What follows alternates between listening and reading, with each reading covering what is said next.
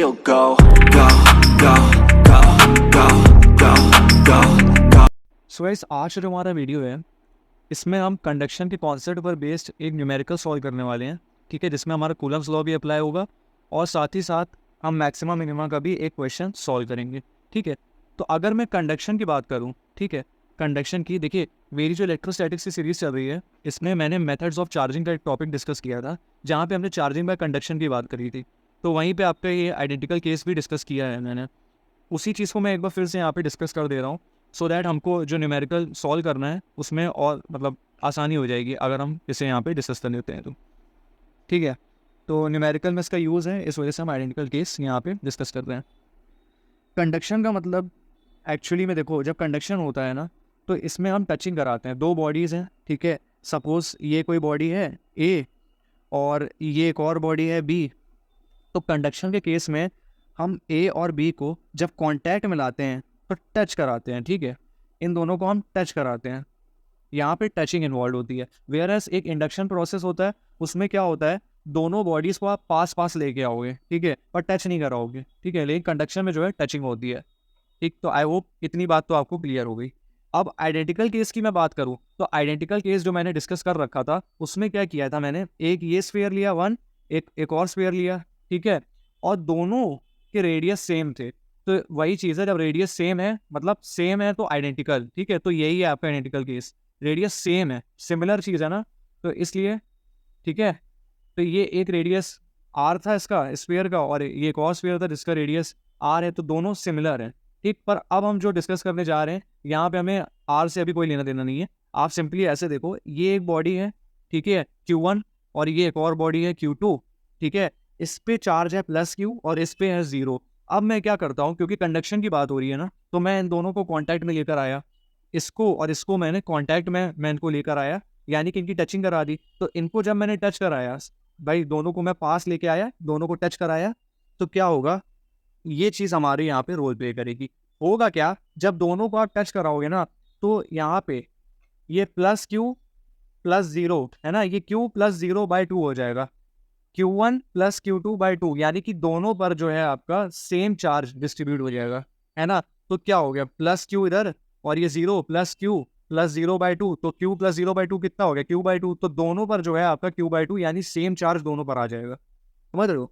अगर ये चीज़ आपको अच्छे से अभी भी क्लियर नहीं हुई है तो मैं अभी न्यूमेरिकल डिस्कस करूंगा तो आपको अच्छे से क्लैरिटी हो जाएगी। तो अभी आगे आपको जो है अभी के लिए आपको सिर्फ इतना ध्यान रखना है कि जब आप दो बॉडीज को ए और बी को जब आप कांटेक्ट में ला रहे हैं, है ना, कंडक्शन के केस में जब उनको कांटेक्ट में ला रहे हैं दो आइडेंटिकल बॉडीज को, ठीक है, ध्यान रखिएगा आइडेंटिकल के लिए ही होगा ये। जब आप दो आइडेंटिकल बॉडीज को टच करा रहे हैं तो Q1 प्लस Q2/2 हो जाएगा, ठीक है, यानी कि फर्स्ट वाले का चार्ज प्लस सेकेंड वाले का चार्ज बाय 2, ठीक, Q1 प्लस Q2/2, ठीक है। इसको बस आप अभी ध्यान रखो और इस चीज़ को हम न्यूमेरिकल में बहुत अच्छे से समझेंगे कि एक्चुअल कहानी हो क्या रही है। जब आप ये अप्लाई करते हो तो दोनों बॉडीज़ पर सेम चार्ज आ जाता है, यानी कि इस पे भी Q1 प्लस Q2/2 और इस पे भी Q1 प्लस Q2/2, ठीक है। इस पे भी Q1 प्लस Q2/2 और इस पे भी Q1 प्लस Q2/2, दोनों पर सेम चार्ज आएगा, ठीक है। तो इतनी बात बस आप ध्यान रखो अभी, ठीक। अब हम एक क्वेश्चन सॉल्व करते हैं तो इससे हमें और अच्छे से जो है क्लैरिटी हो जाएगी, ठीक है, दोनों पर सेम चार्ज आएगा।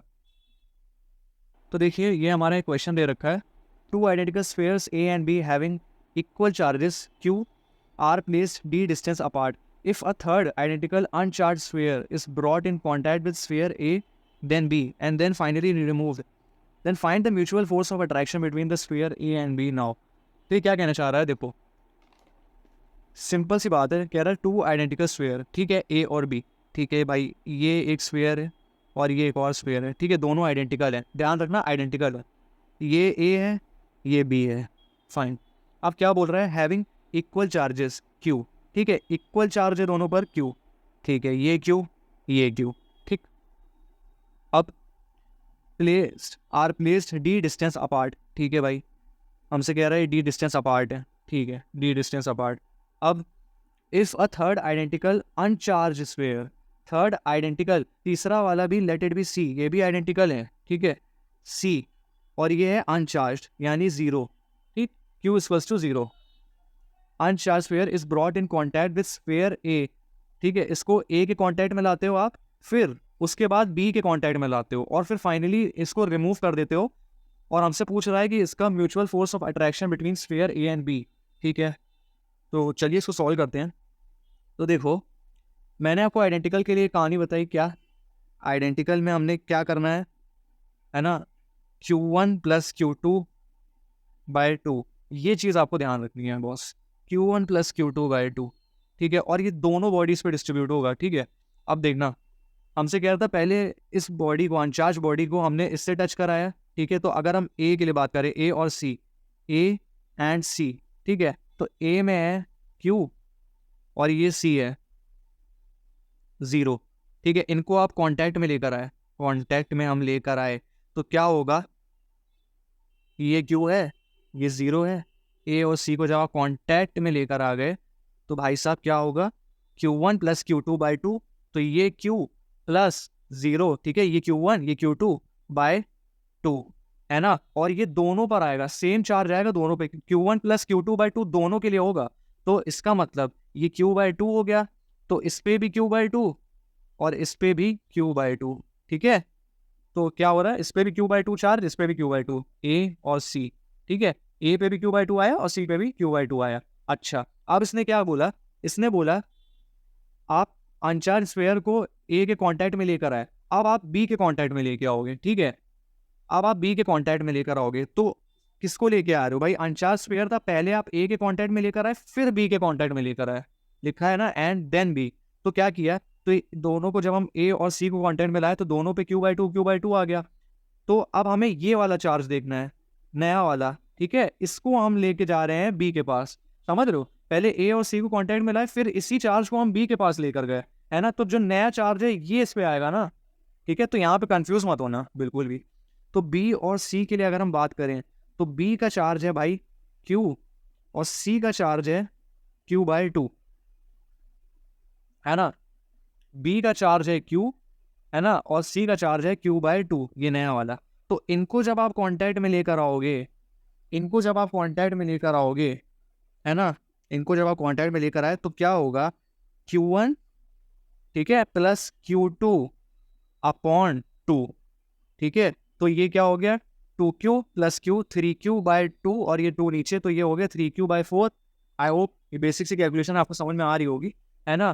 तो ये अब 3Q/4 है ना, तो बी और सी पे अब कितना हो गया, अब 3Q/4 दोनों पर, 3Q/4 आपका बी पे भी आएगा और सी पे भी आपका 3Q/4 चार्ज ही होगा। ठीक है, ये आके आया आपका नया चार्ज। तो अब ए पे कितना चार्ज है, Q/2, और बी पे है 3Q/4। ठीक है, तो यहाँ पे अब नए चार्ज के लिए हमें फोर्स निकालना है। आ जाओ, ये है हमारा ए जो कि था Q/2, और ये है हमारा बी जो कि है 3Q/4, और दोनों के बीच का जो सेपरेशन है वो है D। ठीक, अब आप क्या करोगे, F is equals to small k, Coulomb's law लगा रहे हैं, Q1 Q2/r², तो Q/2 और ये 3Q/4, ठीक है, अपॉन D², R² की जगह D लेंगे क्योंकि D दे रखा है तो वही लेना पड़ेगा बॉस। तो ये हो गया, कितना हो गया, 3Q²/8, ठीक है, और 3Q²/8, ये KD²। क्या बात इतनी क्लियर है, कुछ कंफ्यूजन तो नहीं हो रहा ना। ठीक है, F is equals to k Q1 Q2/r² लगाया है हमने, कूलम्स लॉ वाला, के Q1 Q2/r², Q1 की वैल्यू रखी, Q2 की वैल्यू रखी 3Q/4, ठीक है, और R की जगह D², तो कितना मिल जाएगा आपको, 3Q²/8, और ये D² है तो ये इसके साथ ही रहेगा, और ऊपर के, ठीक है, तो K 3Q²/D², तो ये है आपका 3/8, बाहर ले लो, KQ²/D²।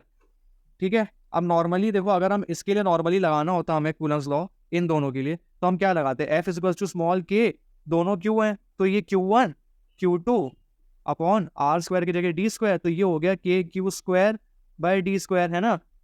तो ये आपका क्या है, फोर्स ही तो है, ये आपका फोर्स ही है ना। तो क्या हो गया, ये है आपका F' is equals to 3/8F। ठीक, क्या बात समझ में आ रही है। तो ये था आपका क्वेश्चन, आई होप इसमें कोई कंफ्यूजन ना हुई हो आपको। सो हमारा जो एफ डैश जो निकल कर आया है वो है 3/8s, ठीक है, फॉर म्यू फोर्स। देख लो एक बार, बहुत ही आसान सी कहानी थी। देखो मुझसे क्वेश्चन में कह रहा था 2 identical spheres A and be having equal charge Q, ठीक है, 2 आइडेंटिकल स्फीयर है ए और बी, ठीक है, हैविंग इक्वल चार्ज क्यू, तो ये भी क्यू ये भी क्यू, ठीक है, are placed d distance apart, ठीक है, डी डिस्टेंस अपार्ट, है ना। अब कह रहा है अब if a third identical uncharged sphere is brought in contact with sphere A and then B, तो पहले आप एक uncharged sphere, let it be C, uncharged है तो जीरो, ठीक है, पहले आप इसको ए के साथ कॉन्टैक्ट में लाए, फिर इसी स्फीयर को आप बी के साथ कॉन्टैक्ट में लाए, ठीक है। ए के साथ कॉन्टैक्ट, यहाँ पे कंफ्यूज मत होना, ए के साथ कॉन्टैक्ट लाने के बाद बी पे कॉन्टैक्ट में लाए हो, ठीक है, ए के साथ पहले कॉन्टैक्ट में लाए, फिर उस स्फीयर को आप बी के साथ कॉन्टैक्ट में लाए, ठीक है, फिर बोल रहा है देन फाइनली उनको हमने हटा दिया, तो find the mutual force of attraction between sphere A and B now, ठीक है, जो नए चार्ज आपके निकल कर आए, तब जो ए और बी का जो नया चार्ज आपका निकल कर आया, उस केस में आपको जो है फोर्स फाइंड करनी है, ठीक है। तो भाई देखो सबसे पहले तो ये आपके आइडेंटिकल चार्जेस थे, इनको हमने डी डिस्टेंस अपार्ट भाई अलग कर दिया। अगर मैं नॉर्मल इनके लिए बात करूं तो फोर्स का फॉर्मूला जो होता है कूलम्स लॉ के अकॉर्डिंग होता है कि Q1 Q2 upon are square, ये Q1 हो गया Q2 हो गया, दोनों सेम है Q, तो के क्यू स्क्वायर हो गया, अपॉन आर की जगह पे डी है तो डी स्क्वायर, ठीक है, तो के Q square by D square, और ये है आपका फोर्स के बराबर, ठीक है। तो इसको आप सपोज 1 ले लो, ठीक। अब क्या कह रहा था मेरे से, थर्ड आइडेंटिकल अनचार्ज स्फीयर सी है जो, इसको पहले मैं इससे टच कराऊंगा, फिर इससे टच कराऊंगा, है ना, और फिर जो दोनों का चार्ज निकल कर आएगा उसके रिस्पेक्ट में हमें फोर्स फाइंड करनी है। ऑल राइट, तो मैंने क्या किया, मुझे पता है आइडेंटिकल का केस अभी मैंने आपको बताया, तो उसके लिए हम ये वाली चीज़ यूज़ करते हैं Q1 + Q2/2, ठीक है, दोनों बॉडीज पर सेम चार्ज आ जाता है।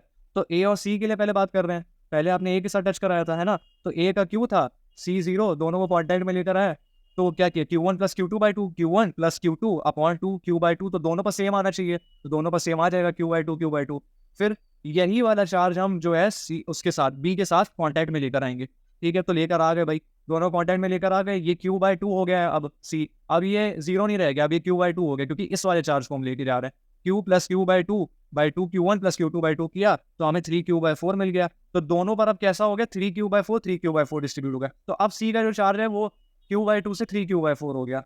तो हमें क्या करना है, ए और बी के लिए लेके निकालना है, तो ए का तो Q/2 है ना, और बी का 3Q/4 है, तो नए चार्जेस के रिस्पेक्ट में निकाल दो, ए का Q/2, बी का 3Q/4, है ना, बीच की डिस्टेंस डी है, तो सिंपल हमने ये वाला फॉर्मूला लगाया, और F is equals to k Q1 Q2 upon are square, Q1 आपका Q/2, Q2 है आपका 3Q/4, और डिस्टेंस की जगह पे आपका सेपरेशन की जगह पे मतलब डी स्क्वायर हो गया, तो ये हमें मिलेगा 3/8 KQ² अपॉन डी स्क्वायर, और ये हमारा क्या था, एफ के बराबर था, तो बस वही लिख दिया, तो एफ डैश लिख लो इधर, तो एफ डैश इक्वल्स टू हो गया 3/8f। आई होप ये न्यूमेरिकल आपको अच्छे से अब क्लियर हो गया होगा।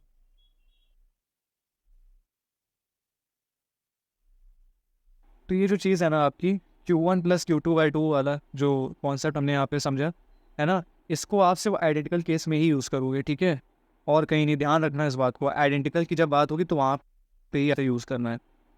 सो आई होप अब आपको अच्छे से ये सब चीज़ें क्लियर हो गई होंगी। अब हम आगे मैक्सिमम मिनिमम वाले कॉन्सेप्ट की तरफ बढ़ते हैं। तो चलिए मैक्सिमम मिनिमम को हम डिस्कस कर लेते हैं, है ना, सो दैट हमें न्यूमेरिकल सॉल्व करना है इस पर बेस्ड। बट देखो हम अभी इसमें बहुत डिटेल में नहीं जाएंगे, क्योंकि यहाँ पे डिफरेंशिएशन भी रोल प्ले करता है ना, तो अगर मैक्सिमम मिनिमम की मैं बात करूँ तो प्रॉपरली उस पर एक अलग से एक डिटेल वीडियो मुझे बनानी पड़ेगी, है ना, जो कि मैं कोशिश करूँगा इन फ्यूचर बेसिक मैथमेटिक्स की भी एक प्लेलिस्ट आप लोगों के लिए मैं क्रिएट करूँ जितना जल्दी हो सकता है, तो वहाँ पर मैं प्रॉपरली पूरा मैक्सिमम मिनिमम आपको अच्छे से कवर कराऊँगा, साथ ही साथ आपके डिफरेंशिएशन, इंटीग्रेशन, ये सब चीज़ें भी मैं अलग से कवर कराऊँगा उसमें, है ना। तो बेसिक मैथमेटिक्स का मैं कोशिश करूँगा कि जितना जल्दी हो सकता है उसकी प्लेलिस्ट आपके सामने लेकर आ जाऊँ, ठीक है। तो अभी बस एक छोटा सा कॉन्सेप्ट बता रहा हूँ जिससे आपका क्वेश्चन आराम से जो है सॉल्व हो जाएगा, है ना, तो आइए उसको एक बार देख लेते हैं। तो यहाँ पे आप देख सकते हो मैंने लिखा है dy/dx, ठीक है, तो dy/dx आपका इक्वल टू 0 ये होगा एक्चुअल में, ठीक। अभी बस समझो उसको क्या है, y वाली टर्म है ना, y बेसिकली यहाँ पे ऐसा इंडिकेट कर रहा है कि जिसको आपको मैक्सिमम करना है, समझ रहे हो आप, जिसको आपको मैक्सिमम करना है वो टर्म है आपकी y, ठीक है, जिसको आपको मैक्सिमम करना है वो टर्म है आपकी y, ठीक है। और x की मैं बात करूँ, जो वैल्यू आपको फाइंड करनी है, जिसके लिए आप फाइंड कर रहे हो वैल्यू, ठीक है, वो है ये x। तो बस कुछ नहीं करना है, जिसको आपको मैक्सिमम करना है वो आपका इधर y की प्लेस पर, और जिसके लिए आप फाइंड कर रहे हो, जिस वैल्यू को आप फाइंड कर रहे हो वो आपकी x, ठीक। तो dy by d x equals to 0। तो ये छोटा सा रिलेशन हम जो है यूज़ करने वाले हैं। तो चलिए क्वेश्चन हम देख लेते हैं, है ना। बहुत ही सिंपल सी कहानी है। मैंने आपको बताया था dy बाई डी एक्स करके, है ना। तो ये मैक्स वाली वैल्यू के लिए और जिसको फाइंड करना है ये उसके लिए, ठीक। अब देखना ध्यान से क्या कह रहा है क्वेश्चन हमसे। A charge Q is divided into two parts, ठीक है। A charge Q, capital Q है ना, is divided into two parts, ठीक है, two parts. Find the value of the charges on the two parts so that force between them is maximum. अच्छा, तो देखो दो पार्ट हैं। अब वो दो पार्ट क्या हो सकते हैं, देखो दो पार्ट्स में हमें स्प्लिट करने को बोल रहा है भाई, डिवाइडेड इनटू टू पार्ट्स, है ना। तो लेट इट बी क्यू, एक पार्ट इसका क्यू हो गया, तो दूसरा क्या होगा, तो दूसरा होगा क्यू माइनस क्यू। समझ में आई ये चीज़। जैसे मान लो अगर आपके पास फॉर एग्जांपल 5 चॉकलेट्स हैं, ठीक है, 5 चॉकलेट्स हैं, ठीक। अगर 5 चॉकलेट्स को हम डिवाइड करते हैं दो पार्ट में, तो जैसे एक तरफ का मान लो 2 है, ठीक है, तो रिमेनिंग कितना हो गया 3, है ना। तो आप क्या कर रहे हो, 5 माइनस 2 तो करोगे, 5 माइनस 2 करोगे तभी तो 3 मिलेगा ना आपको, है ना। तो इसी तरीके से जैसे एक पार्ट यहाँ क्यू है, जैसे एक पार्ट यहाँ पे क्यू है, तो फिर दूसरे के लिए हमने क्या किया है, ये capital Q minus small Q किया, तो हमारा जो रिमेनिंग है वो निकला। तो इसी के लिए ये देखो कैपिटल क्यू माइनस क्यू, है ना, एक क्यू होगा तो दूसरा कैपिटल क्यू माइनस क्यू, ठीक है। तो ये इस तरीके से आप इसे समझ सकते हो। अच्छा, अब हम क्या करेंगे, हमें पता है, हमसे कह रहा है ना कि भाई find the value of charges on two parts so that the force between them is maximum, ठीक है। ये क्यू है और ये क्यू माइनस क्यू है, ठीक, और इनके बीच की सेपरेशन है आर, है ना। अब आप फॉर्मूला यूज करोगे कूलम्स लॉ के according, F is equals to k Q1 Q2 upon are square. तो ये Q हो गया, ठीक है, और ये हो गया capital Q minus Q upon में आर स्क्वायर, ठीक। क्या इतनी बात आपको क्लियर है ना। तो इसमें तो आई होप कोई दिक्कत नहीं हुई होगी।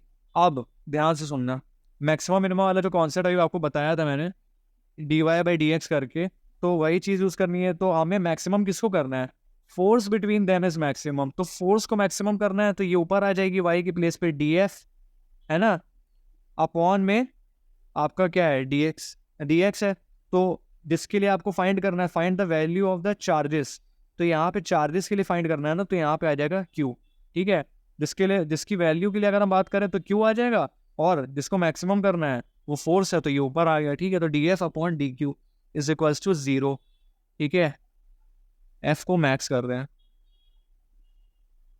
अच्छा, तो क्या होगा, d by d Q of F, F की वैल्यू कितनी, k, q capital Q minus q by r square, ठीक है, इक्वल्स टू 0, ठीक। डी बाय डी क्यू, है ना, इसको भाई अंदर मल्टीप्लाई करोगे तो कितना हो जाएगा, ये स्मॉल के बाय आर स्क्वायर इधर कर लो बाहर, ठीक है। स्मॉल के बाय आर स्क्वायर को थोड़ा इधर कर लो, और ये हो जाएगा क्यू क्यू क्या माइनस का Q square, small Q capital Q और माइनस का क्यू स्क्वायर, ठीक है, इक्वल टू 0। क्या बात इतनी समझ में आ रही है। अब मैं इस के बाय आर स्क्वायर को बाहर ले जाता हूँ, ठीक है। ये के बाय आर स्क्वायर है, इसको मैं बाहर लेके गया, और ये है डी क्यू ऑफ किसका, small Q capital Q minus Q square, ठीक है, इक्वल टू 0। ये वाली टर्म को मैं इधर भेज दूंगा, तो ये कैंसिल आउट, आर स्क्वायर इधर गया और ये के भी इधर डिनोमिनेटर चला गया, खत्म, इसका काम तो खत्म हो गया। तो कितना बचा भाई, नॉर्मल अब हमें क्या करना है, इसे डिफरेंशिएट करना है ना, स्मॉल क्यू के रिस्पेक्ट में। तो क्या हो जाएगा, ये हो गया आपका capital Q D by D Q, और स्मॉल क्यू कितना रहेगा भाई, 1 हो जाएगा, है ना, माइनस का ये क्यू का स्क्वायर है, तो ये हो गया 2q, ठीक है। ये देखो नॉर्मल बेसिक डिफरेंशिएशन है, इसमें कोई सच कोई रॉकेट साइंस नहीं है, बहुत ही सिंपल सी चीज़ है, नॉर्मल बस बेसिक मैथमेटिक्स को ही हम यूज़ कर रहे हैं, ठीक है। बाकी मैं कोशिश करूँगा आगे इस पर प्रॉपर एक वीडियो लेकर आऊँ, ठीक है। अभी बस इसको देख लो, नॉर्मल सी चीज़ है, कोई ऐसी डिफिकल्ट वाला इसमें कुछ नहीं है, ठीक है। इक्वल्स टू 0, ठीक, ये डिफरेंशिएट हमने कर दिया। अब ये माइनस का है, इसको इधर भेज दो, q is equals to 2q, है ना। तो स्मॉल q की वैल्यू क्या निकल कर आई, small q equals to q by 2, ये हमारी निकल के आई। अच्छा, अब हमें क्या दे रखा था, स्मॉल क्यू और क्यू माइनस क्यू, ठीक है। तो ये तो क्यू की वैल्यू मिल गई। क्यू माइनस क्यू के लिए अगर हम देखें तो क्या हो गया, क्यू माइनस क्यू के लिए अगर आप देखते हो तो क्यू माइनस स्मॉल क्यू की वैल्यू पुट कर दो, तो क्यू बाई टू, तो ये हो गया two q minus q by two, तो ये भी आपको क्यू बाई टू ही मिल जाएगा, ठीक है। ये भी आपको क्यू बाई टू ही मिलेगा। क्यू माइनस क्यू था, इसमें हमने स्मॉल क्यू की वैल्यू पुट कर दी, तो q minus q by two, two q minus q by two हुआ, तो क्यू बाई टू ही मिल रहा है, ठीक है। तो यही आपकी वैल्यू होगी इसकी। तो ये हमने चार चीज़ें फाइंड कर लिया है। सो आई होप इस क्वेश्चन में भी आपको कोई प्रॉब्लम नहीं हुई हो। सो आज के लिए इतना ही। अगर आपको वीडियो अच्छी लगी हो तो वीडियो को लाइक कीजिएगा, अपने फ्रेंड्स के साथ जितना ज़्यादा हो सकता है शेयर कीजिएगा, और मेरे चैनल को सब्सक्राइब करना मत भूलिएगा। Thank you so much for watching and have a nice day.